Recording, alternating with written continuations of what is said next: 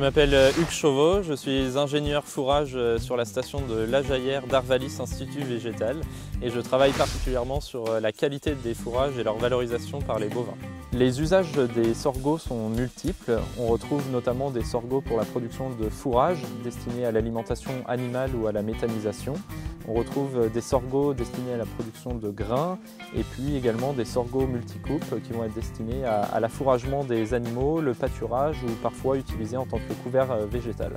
Les sorgho sucriers monocoupes dits ensilage de haute valeur nutritionnelle se caractérisent par une teneur élevée en fibres digestibles et en sucre soluble.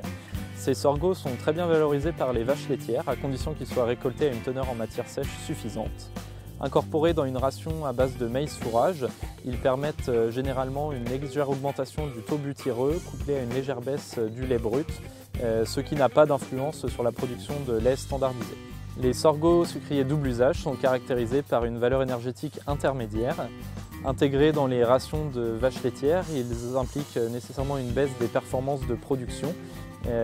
Lorsque 50% du maïs fourrage est substitué par du sorgho double usage, on constate une baisse des performances de l'ordre de 10% qui n'est pas compensée par la hausse du taux butyreux.